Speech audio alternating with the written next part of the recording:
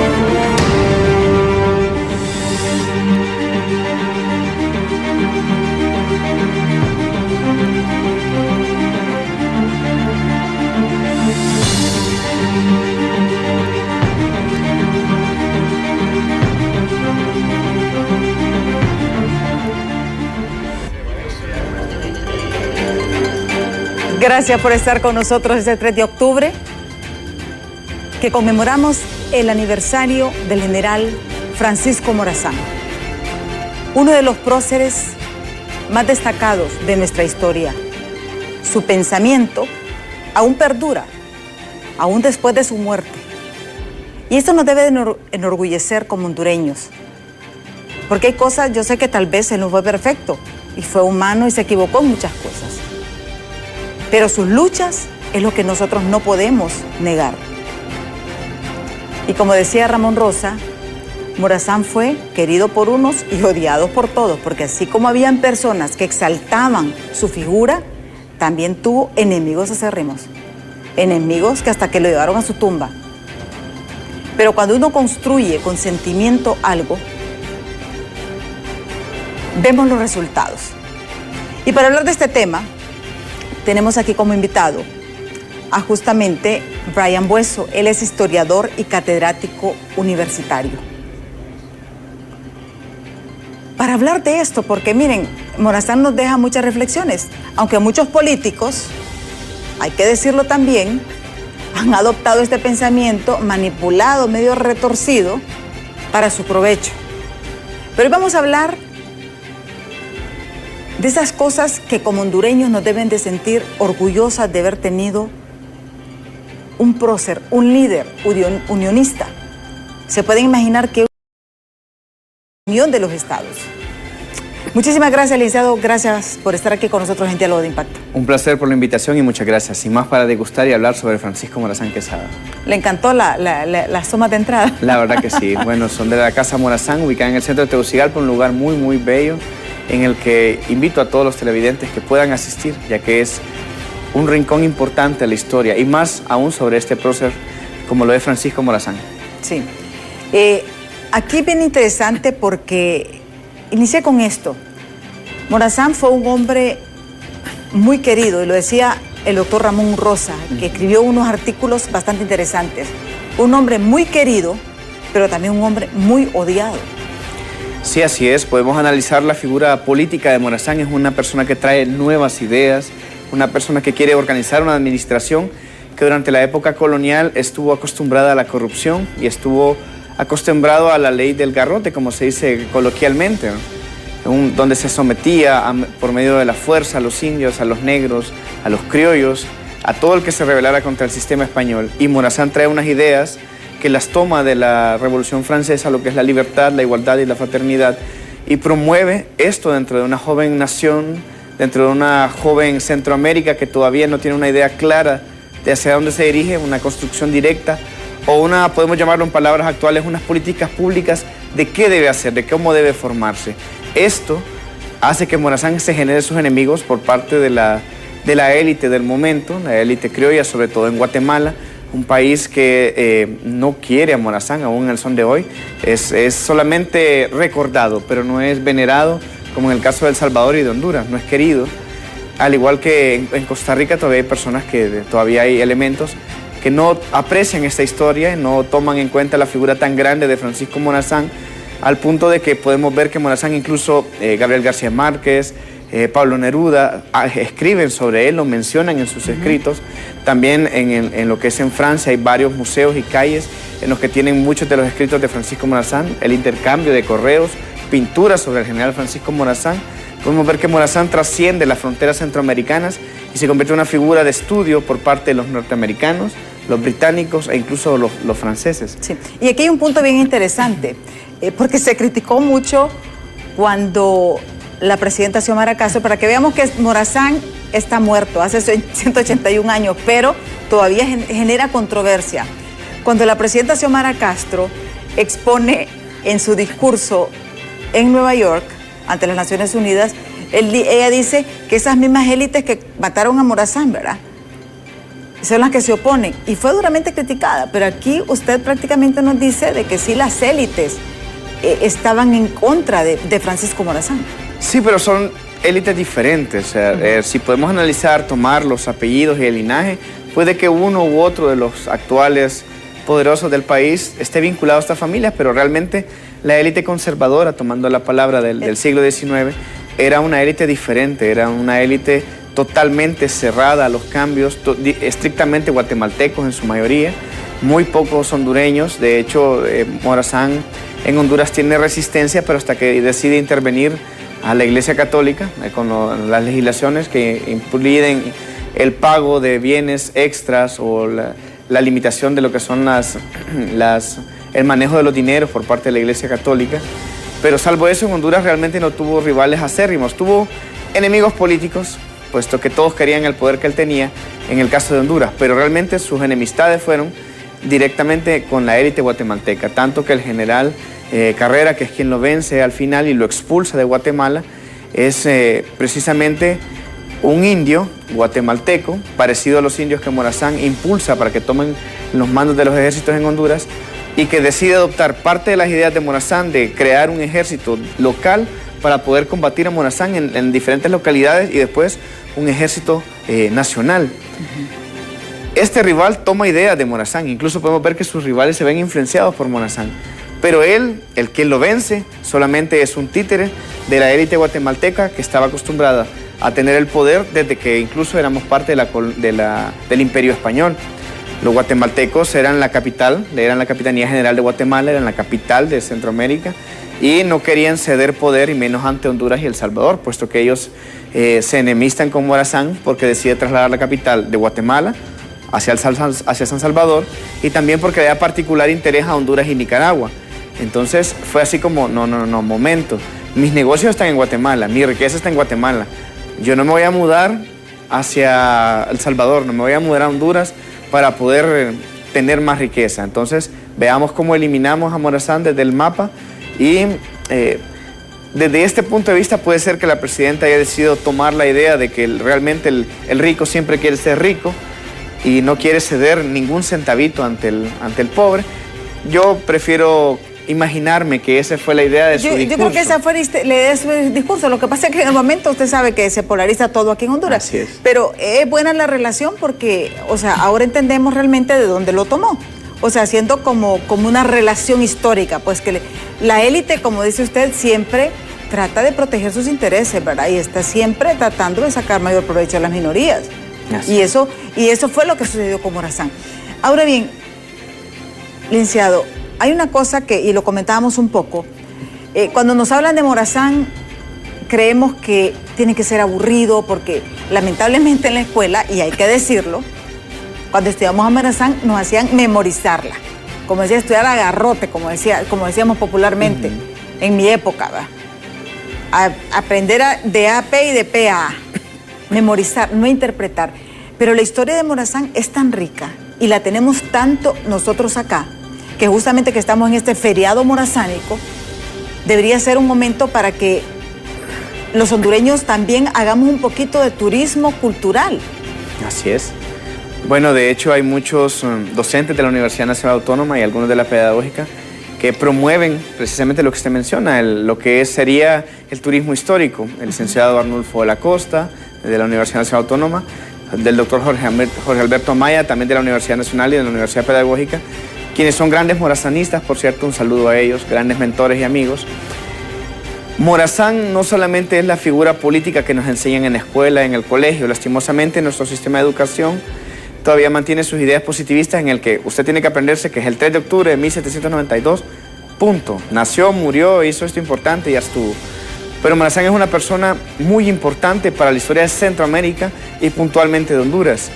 Nace en Tegucigalpa, se bautiza en lo que es actualmente la Catedral de Tegucigalpa.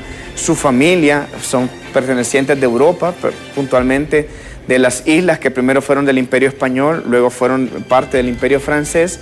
Son descendientes mitad italianos, mitad españoles, luego obtienen la ciudadanía francesa, deciden emigrar a Honduras y crean un circuito de comercio muy poderoso que está en Morosalí, San Antonio de Oriente, Yuscarán y Tegucigalpa. Por eso podrían encontrar que la historia pelea en estos lugares por dónde nació Francisco Morazán. Unos dicen que en Morosalí, otros que en Yuscarán, otros que en San Antonio de Oriente, pero la historia oficial nos menciona que nace en Tegucigalpa, se bautiza en Tegucigalpa y que por los negocios de su padre y de su abuelo se crean una ruta de comercio a lo largo de estos lugares históricos. ¿Era familia de comerciantes él? Él proviene de familias comerciantes y hacendados mineros. Exactamente, pero es interesante, o sea, que Morazán es descendiente de españoles, franceses. Él nace en una iglesia, en una isla, se me escapa el nombre ahorita, voy a tratar de recordarla. La isla primero le pertenece al Imperio Español. Los españoles negocian este territorio con los franceses. Lo interesante de esta isla es que hay dos personajes históricos muy importantes para esta isla. Primero, Napoleón Bonaparte nace en esta isla y Francisco Morazán, su abuelo, nace en esta isla. Podríamos decir que esta isla promueve grandes generales de combate y grandes visionarios a la hora de la política. Su abuelo nace en territorio español. Cuando España crea las reformas borbónicas, que es una organización estructural económica para lo que será el imperio español en América, las Indias, decide promover el que viajen personas de Europa para repoblar las Indias españolas. La familia de Morazán viaja primero con nacionalidad ítalo-española y adquieren también, por ser parte de esta isla, luego del imperio francés, la triple nacionalidad. ¿Esto qué significa? Que el abuelo de Morazán es italiano, español y francés. Si bien el papá de Morazán nace ya en Honduras, se convierte en un criollo. ¿Y qué es un criollo? Una persona que, si bien es de Europa, no puede ostentar ningún cargo público. Entonces la mejor opción era convertirse en grandes hacendados o comerciantes. Es así que la familia de Morazán se convierte en ganaderos, empresarios mineros y hacendados, tomando palabras actuales. Morazán, cuando Chatfield, el cónsul británico, lo analiza, dice que es un hombre tan atractivo, pero tan atractivo que no es de extrañarse que las mujeres se la balancen y se lancen, con una nariz respingada, un porte blanco, una cara rectangular, cabello ondulado, ojos azules. Lo describe como que es un Adonis. Y aparte de que sea los rasgos típicos de un europeo, describe que tiene un amor por el conocimiento y la lectura que es sorprendente para alguien que no tuvo una formación académica pasando por una universidad como lo fue Dionisio de Herrera o el Sabio Valle. Sí.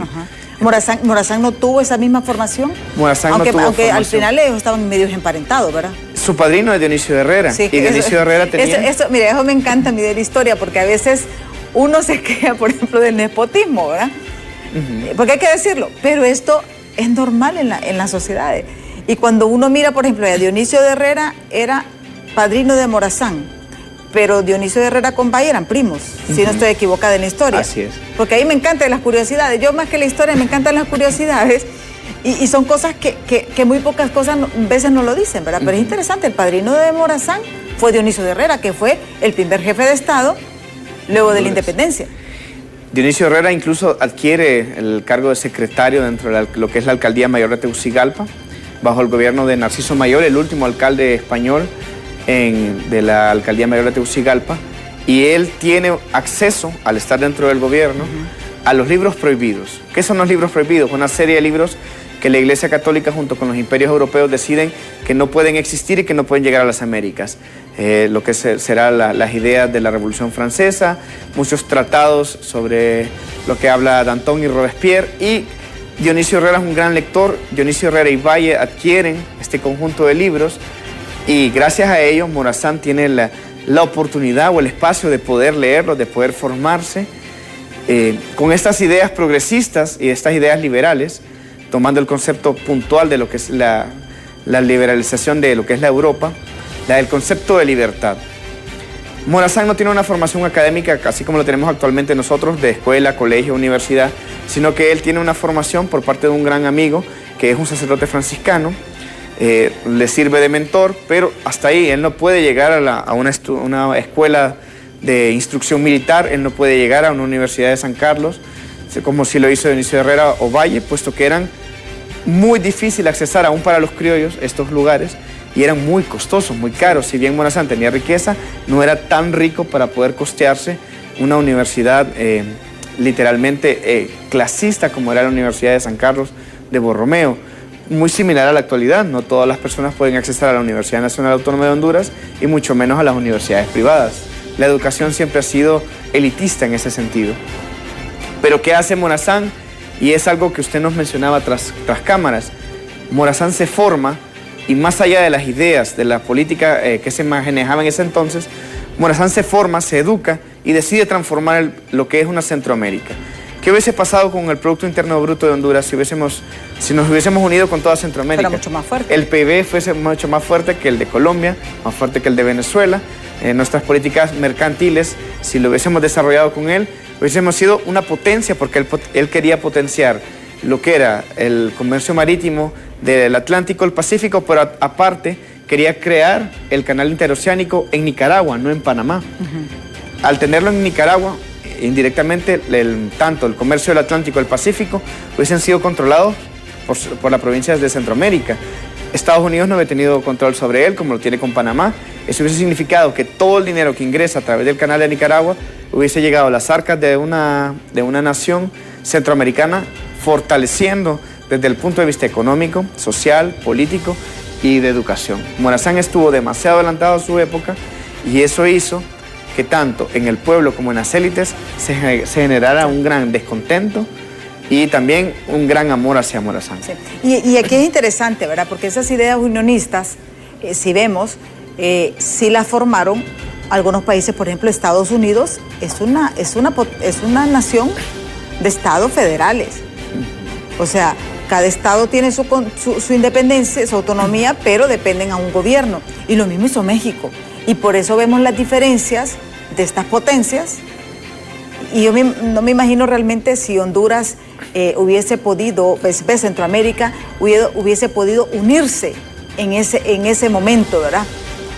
A estas alturas tal vez estaríamos mejor de lo que estamos ahora, porque los problemas son similares, y vemos los problemas son similares en todo Centroamérica, pero se hubieran buscado proyectos a nivel centroamericano, una visión más integral, ¿me entienden? No es lo mismo la decisión que pueda tomar un presidente o de un gobernador de un estado, porque ahí no existirían presidentes, sino que gobernadores de los estados, y hubiese sido un poco diferente. Eso para que miremos la dimensión. México, Estados Unidos versus de lo que nosotros somos, Centroamérica. Así es. Bueno, cabe resaltar que si analizamos la historia, como usted lo mencionaba, de cada uno de los países de Centroamérica, incluso nos vamos hacia la parte sur, tomando lo que es Latinoamérica, podemos ver que el gran problema es, en medida que no nos hemos podido unir como pueblos, no nos hemos podido congregar como una nación centroamericana, incluso como un continente americano. Particularmente usted analiza y toma cada uno de los pueblos de Honduras, realmente no existe todavía, aún en el siglo XXI, lo que es la idea de la nación. No existe un concepto claro de lo que es una nación hondureña, no un concepto claro de lo que es hondureño, salvo lo que será la selección de fútbol o la denominación religiosa de la Virgen de Suyapa. No hay elementos que nos unan totalmente como hondureños. No hay puntos específicos que nos hagan converger y decir, sí, esto es Honduras.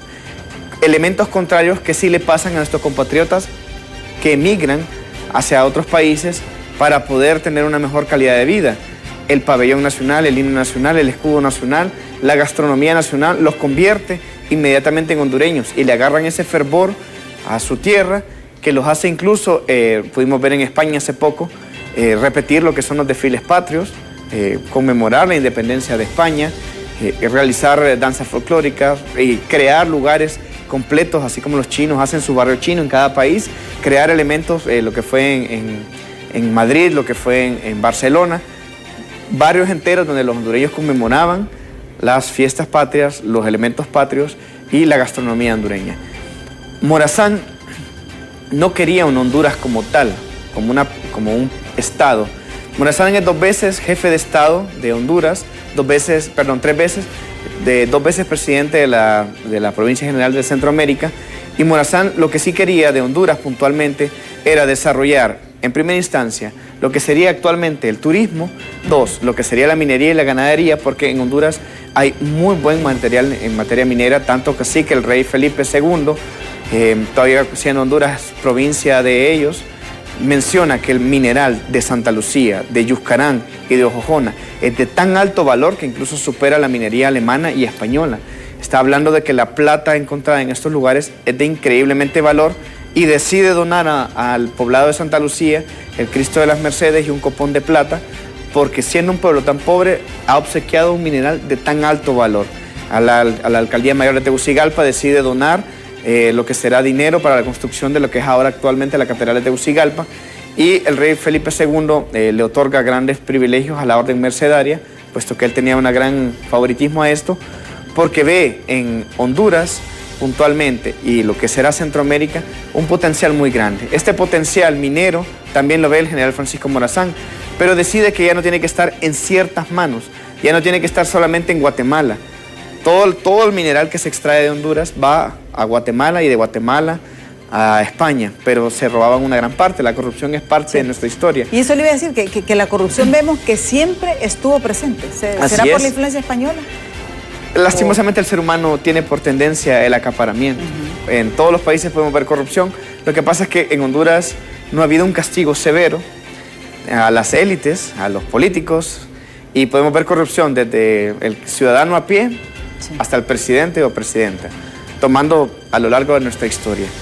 Morazán decide que es momento de crear instituciones que velen por la organización de una Centroamérica unida, de una federación. Pero ¿qué pasa? Esas instituciones que ya existían desde la época colonial están endeudadas, están con préstamos para los ingleses, con préstamos con los españoles, con préstamos con los ingleses. Entonces Morazán adquiere una federación de Centroamericana en bancarrota. Desde que usted inicia un proyecto en bancarrota, es un problema. Y es ahí donde Morazán toma el apoyo de las riquezas que su esposa María Josefa Lastiri Urso, la viuda de Morazán, había adquirido de su primer esposo. Ella, con una gran riqueza, y junto con la riqueza que tenía el general Morazán de su familia, deciden de su dinero invertirle a un estado, invertirle al Estado de Honduras, al Estado de El Salvador y en conjunto a la Federación Centroamericana. ¿Qué significa esto? Me gustaría ver a un político en la actualidad que lo hiciera, que de su dinero dijera, bueno, de mi dinero tantas escuelas, de mi dinero tanto para seguridad, de mi dinero tanto para hacienda, de mi dinero tanto para turismo. Aquí vemos que los políticos entran pobres en 2 o 3 meses ya están viajando a todos Pero no hemos lados. visto casos de políticos que entran ricos y salen pobres. Sí. Como sí lo fue Dionisio Herrera, Francisco Morazán, e incluso el mismo Valle, que puso de su gran riqueza para poder crear un proyecto, un país. En su Valle un país, Morazán una federación. ¿Qué pasa con esto? Morazán dice, bueno, un punto que no puedo hacerlo todo yo, tengo que cobrar impuestos, asegurarme que los impuestos lleguen a los lugares que tienen que llegar. Y es ahí donde empieza la enemistad con los guatemaltecos, puesto que la mayor riqueza estaba allá. Y parte de lo que la presidenta asemeja en su discurso es lo de la ley, la igualdad de ley tributaria. Los ricos que paguen más y los pobres que paguen menos. Algo similar intentó Morazán en su momento y le causó el descontento de los guatemaltecos.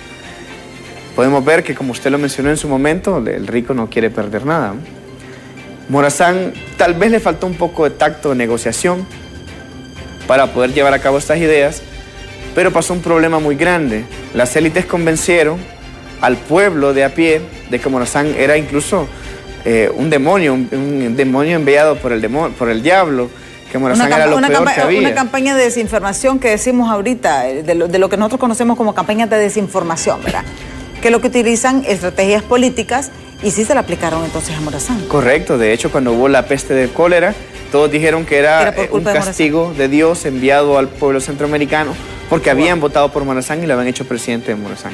Wow. Cuando Morazán muere, fusilado en Costa Rica, se ordenó a las iglesias católicas en ciertos lugares que tocaran las campanas de alegría, dando divas de que el mal de Centroamérica al fin había muerto. Podemos ver que, como usted menciona, tenía enemigos grandes. Una campaña de desinformación muy grande y el pueblo en muchos lugares se lo creyó. No es de extrañar que después de la muerte de Morazán, la misma familia Morazán fuese perseguida. Le quitaran tierras, le quitaran propiedades, al punto de que muchos se escondieran en el país que lo amó y que lo acogió con más cariño, que fue El Salvador. Sí. ¿Los descendientes de Morazán todavía están en Honduras o permanecen en El Salvador? Morazán tuvo hijos en toda Centroamérica. Eso le iba a decir porque hay otra historia también de Centroamérica, ¿verdad?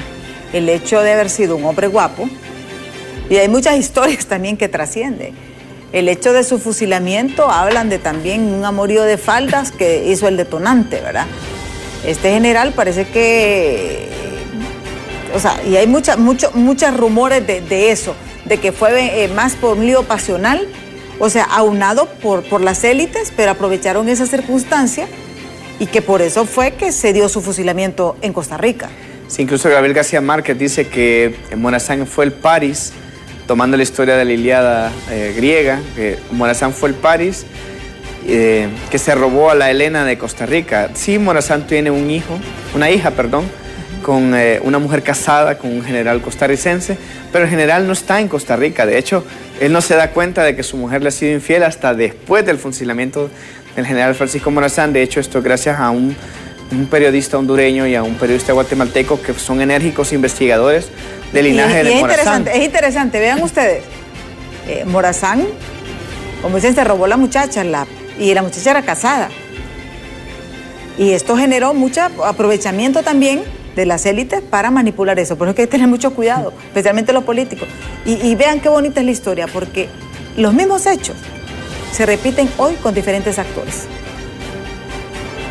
Y parece mentira, por eso es bueno siempre recordar la historia. La historia nos deja muchas buenas acciones, muchos buenos mensajes, muchas experiencias. Y como les digo, los políticos solo toman lo bueno, pero también deben tomar lecciones de las otras acciones, como por ejemplo, despojarse, invertir de su dinero para la Federación Centroamericana, cosas que no sabíamos. Vamos a ir a pausa. Cuando regresemos, vamos a conocer la casa de Morazán.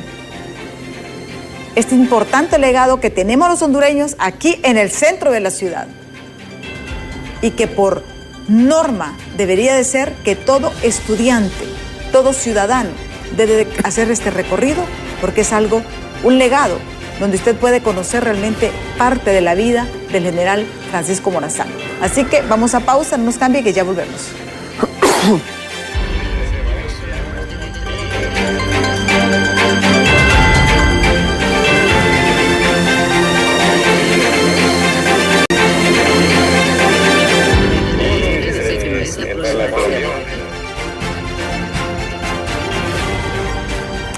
Continuamos esta entrevista con el licenciado Brian Bueso. Él es historiador y catedrático universitario. Vean, lo que nos ha contado en Morazán realmente es algo impresionante. Y qué bueno cuando hablamos con alguien que sabe. Pero lo más importante es que ese legado aún perdura. Y a mí me encanta ver, por ejemplo, que dentro de los desfiles del 15 de septiembre se personifica a nuestros héroes, a nuestros próceres. Y eso es lo bonito. 181 años han pasado desde el asesinato de Francisco Morazán. Y su pensamiento todavía está, no solo entre los hondureños, sino que entre los centroamericanos. Porque a pesar de las diferencias, no han podido luchar las élites con las que luchó y todo ese estigma que tuvo que enfrentar, porque permanece. Datos interesantes, por ejemplo, nos contaba el licenciado Brian. Dice, cuando murió Morazán, algunas iglesias sonaron sus campanas, pero de alegría, porque había muerto el enemigo de ellos. Y esto es parte de lo que se sufre. Vamos ahora a conocer esta nota importante de nuestro compañero José Luis Castellanos sobre la Casa Morazán. Si no la conoce, lo invito a que la conozca, pero véala primero acá, para que tenga una idea de las cosas magníficas de protección de nuestra cultura, de nuestra historia, que debe de ser eso lo que nos arraigue y nos haga sentir realmente hondureños, 5 estrellas. Veamos.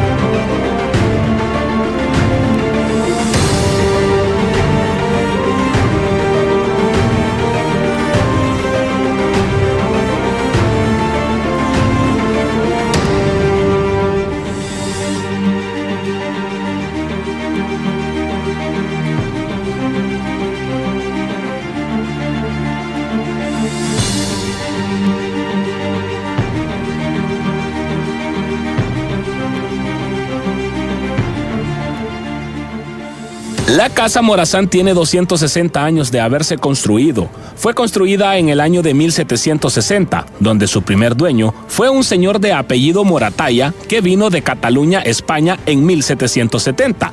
La hereda a sus 2 hijas Gregoria y Marina Moratalla. Estas, a su vez, se la venden a un ciudadano hondureño, Antonio Josep Lozano. Así hasta que la familia Morazán la adquiere en el año de 1795. La Casa Morazán surge en un momento muy sensible en la historia nacional. Surge exactamente antes del golpe de Estado, fue creada mediante un decreto en el gobierno del presidente Mel Zelaya en el 2008, en octubre del 2008, y enfrentamos los gobiernos de corte nacionalista. Para serle honesto, respetaron la figura del héroe porque Morazán aglutina y une. Y ahora, en un gobierno de corte morazanista, esperamos que la Casa de Morazán se fortalezca. El director de esta casa histórica de Honduras y Centroamérica refirió que el museo recibe más de 300 visitas diarias, especialmente estudiantes, turistas, investigadores nacionales e internacionales. Nosotros necesitamos la optimización. El propósito de nosotros es que la Casa de Morazán llegue a ser un digno homenaje a la figura de nuestro héroe, de los demás héroes y próceres nacionales y, por supuesto, fortalecer el arte, la cultura y la historia nacional. Ser asesinado un 15 de septiembre de 1842 en Costa Rica abrazó a Vicente Villaseñor, que fue sacrificado con él, y le dijo: querido amigo, la posteridad nos hará justicia. Y la verdad es que la posteridad todavía no le ha hecho justicia a Morazán. Los hondureños tenemos que aprender a conocerlo. En 2008, las autoridades hondureñas decidieron nombrar al inmueble Casa Morazán como un homenaje a uno de sus más grandes y prominentes ciudadanos, para mantener en las nuevas generaciones vivos sus ideales de soñar con una Centroamérica unida, libre y próspera.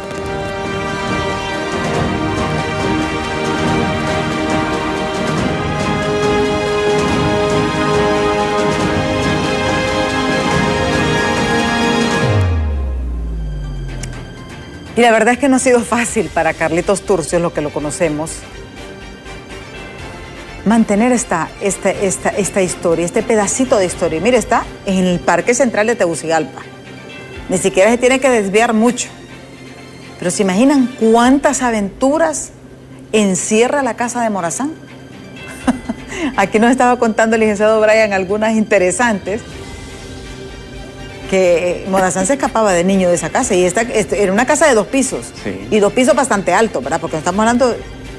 Así es, bueno, las casas de porte de diseño español de la época colonial usualmente eran de 4 metros por 3 metros de alto, entonces era un lugar bastante alto. Cuando Morazán lo castigaban y lo encerraban en su habitación, como podrían hacer muchos padres actuales, Morazán siempre se le escapaba a su papá, siempre se le escapaba a la mamá. La verdad que uno de los apodos que se le conoce cuando era niño era que le decían el chico ganzúa, por esa capacidad de escaparse, de abrir las puertas, ya sea por escaparse por el techo o abrir la puerta. Esto incluso podemos ver que es un simple juego de niños, pero que en la vida de adulto le sirvió. Cuando es apresado en Ojojona, en una casa en Ojojona, que actualmente creo que es un café, Morazán se escapa.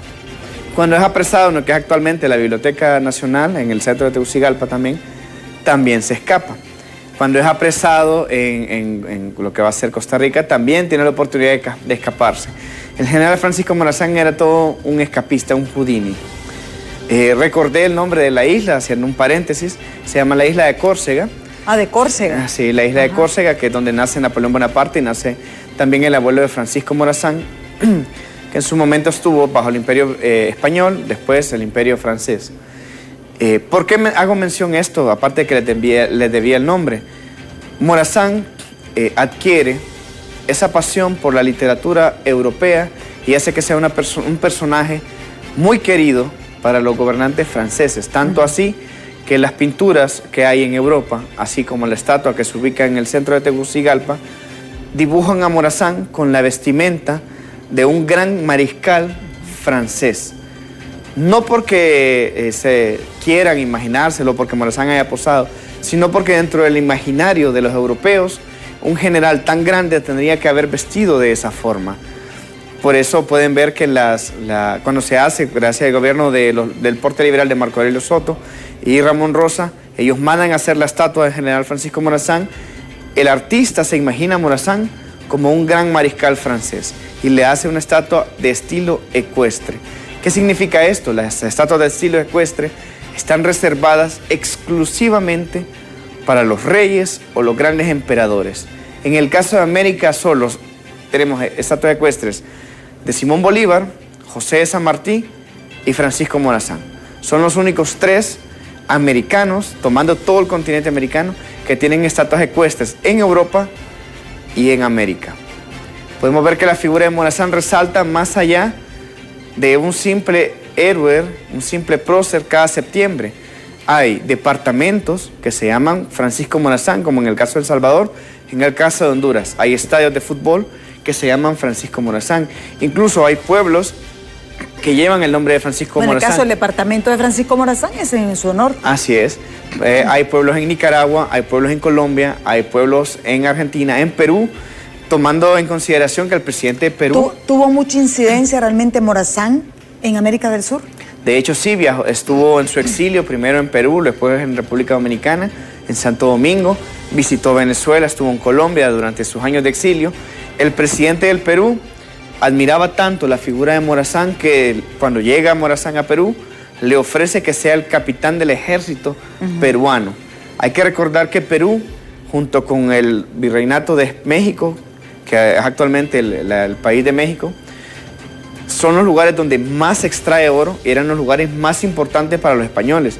Por lo tanto, eran los países que tenían mejor formación militar para defenderse de piratas y para defenderse si habían intentos de sublevación del pueblo.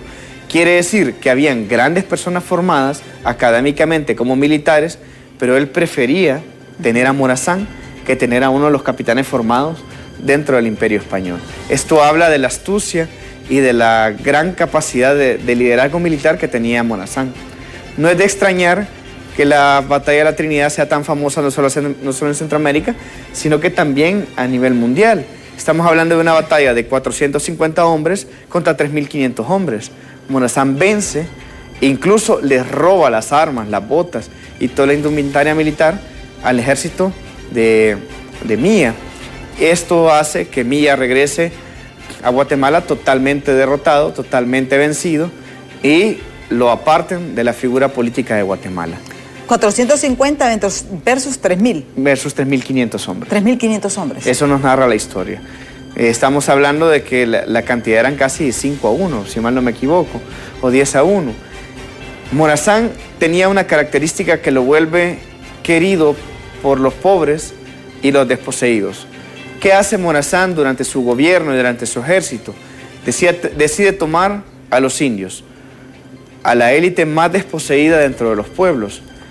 Imagínese usted, regresemos al siglo XIX, en el momento en el que el indio no vale absolutamente nada, es un trabajador, es simplemente explotado, y Morazán le dice: yo le doy educación a tus hijos, yo le voy a dar de comer a tus hijos, yo le voy a dar un trabajo digno a tus hijos. O sea, reclutaba a cambio de educación. Él lo que hacía era, todo el que trabaje para la Federación Centroamericana tiene asegurado casa, comida y sustento. Antes, si usted quería ser parte de las milicias, usted se compraba su indumentaria, se compraba su sombrero, su camisa, su pantalón, y la mayoría no tenía dinero para un par de botas y usaban chancletas o guaraches, como se les dice coloquialmente. Podemos ver incluso en las pinturas que incluso en las guerras civiles de 1924, 1929, hasta la última guerra civil de 1933, los diferentes ejércitos indígenas de Honduras andan en guaraches todavía, incluso descalzos. Sí. Y como no hay dinero para fusiles, es una guerra a machete. Son guerras sanguinarias. Sí. Morazán decide tecnificar a lo que sería el ejército de él y toma a los indios de Curarén y a los indios de... Ay, se me olvida este otro pueblo muy famoso. Alubarén, Reitoca. De Reitoca, Alubarén y... San Miguelito. Toda esta serie de poblados de lo que será en la zona sur se vuelven totalmente leales a Morazán, incluso las mujeres, porque les da tierras, les da educación a sus hijos, les da una vivienda, algo que era impensable para el momento. El indio solo tenía el espacio donde el gran terrateniente le permitiese tener su casita y solo era prestada o alquilada, como en la era medieval, a cambio del trabajo dentro de sus tierras. El labriego tenía que trabajarle a su patrón para poder vivir en el lugar y para poder, incluso poder quedarse con un porcentaje que le asignara el gran hacendado al indígena. Morazán decide crear lo que será la figura de las mujeres dentro de la milicia, participación femenina, o sea, algo impensado. ¿Incorporó mujeres en la milicia, Morazán? Sí, las incorporan. Wow. Directamente no aparecen en las pinturas, puesto que había leyendas de que si las mujeres peleaban directamente, iban a ocasionar la pérdida de un ejército. Pero las mujeres servían como espías, servían como avisaras, se les llamaba también usoniños, se les llamaba también... actualmente los pandilleros utilizan el término bandera. Estos les servían para vigilar si venía una tropa, si llegaba alguien desconocido. Y esta red de informantes de Francisco Morazán que trabajaban para el ejército de la Federación Centroamericana, les sirvieron para que él pudiese dar cuenta por dónde venía el ejército invasor de Guatemala, de Justo Milla, por dónde iban a pasar y en qué momento del día iban a llegar. Es así que en la madrugada del 10 de noviembre, Morazán ya sabe dónde interceptar a Milla y dónde ubicarse en una posición estratégica para que sus 450 hombres puedan envolver a los 3.500 hombres. Es tan avasalladora la imagen psicológica, como lo describen los mismos guatemaltecos en sus escritos, que fue la psiquis mental de ver que estaban rodeados que los hizo debilitarse, al punto de pensar que eran superados numéricamente. Es así que Morazán, desde esa victoria, avanza, se convierte en el jefe de Estado de Honduras, avanza hacia Nicaragua y literalmente pone en jaque mate, tomando un término actual, a los guatemaltecos. ¿Qué pasa con esto? Morazán lee los grandes avances sobre los ejércitos europeos, libros totalmente en francés. Morazán se convierte en un autodidacta nato. Toma todo lo que puede de la biblioteca de su padrino Dionisio de Herrera y del gran amigo de su padrino, José Cecilio del Valle. Es así como tiene lazos de comunicación con José Cecilio del Valle, al punto que Morazán admiraba a Valle por ser un intelectual de primera e incluso admiraba su colección de textos o su biblioteca. Recordemos que la biblioteca de Valle era la biblioteca más grande de Centroamérica. Entonces, Morazán es amante a la formación y él desea promover una Centroamérica educada. Es su primer punto. Y en uno de sus escritos dice, un pueblo educado no será un pueblo sometido, ni agachará la cabeza fácilmente. Esa es la idea de Morazán en Centroamérica. Y es ahí cuando los británicos, los ingleses, deciden que es momento de eliminar a Francisco Morazán de la historia de Centroamérica, puesto que si Centroamérica se logra formar como una sola provincia, un solo país, va a rivalizar e incluso puede convertirse en alguien tan fuerte como los Estados Unidos. Hay que recordar que los ingleses habían sufrido la derrota de sus colonias en América y se habían independizado y forman lo que es actualmente Estados Unidos, y no querían que volviese a pasar nuevamente en otro territorio americano, ya que estos territorios se habían independizado de España y España era el enemigo histórico de Inglaterra.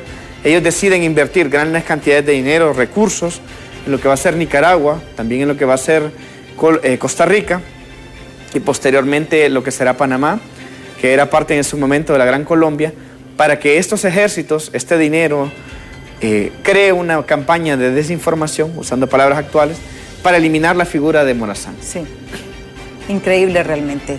Y aquí quiero hacer como un apartado, porque también se trata de que nosotros vivamos y vemos diferentes rutas, podemos decir las rutas turísticas de Morazán. Tenemos la ruta de su infancia, que es en el centro de la ciudad capital, visitando la casa de Morazán. Pero también tenemos la ruta militar, que como usted lo apuntaba. Ojojona, Sabana Grande, y todas las zonas hacia el sur. La Trinidad, donde está un monumento, donde ahí se libró esta gran batalla. De hecho, el Canal Seco, que es actualmente la carretera, fue la ruta originaria por la que Morazán pasaba rápidamente de Honduras a Nicaragua, de Nicaragua a El Salvador, de regreso a Honduras. Caminos de herradura y caminos de a pie. Actualmente existe la gran carretera, ¿verdad? Pero es impresionante porque Morazán, en cuestión de menos de una semana, ya estaba en Nicaragua, con todo su ejército. En menos de una semana ya estaba en Honduras y después en El Salvador. ¿Cómo lo hacía? Gracias a los avances que le daban los indígenas. Y los indígenas les mostraban sus rutas que eran secretas para escapar, y que cuando usted las realiza y se posiciona en las partes altas de la montaña... Aprendió mucho también de los indios para escaparse, ¿verdad? Así es. De hecho, estas rutas les sirven no solamente para ganar tiempo, ganar espacio, sino también para, cuando hay momentos de huir, la necesidad de huir, había que huir. Cuando había momentos que abandonar una posición y tomar otra para poder ganar una batalla estratégica, Morazán lo hacía. Y esto fue gracias a que muchos de sus consejeros, los indios Texiguat, conocían esta gran cantidad de caminos. Y estos no lo conocían los guatemaltecos, no lo conocían los nicaragüenses, ni lo conocían los costarricenses.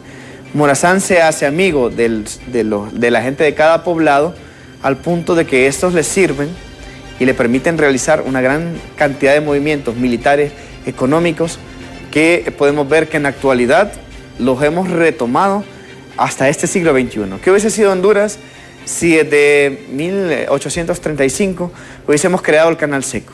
¿Se imagina la cantidad de importaciones y exportaciones que hubiese podido pasar por aquí? Los intentos por el tren.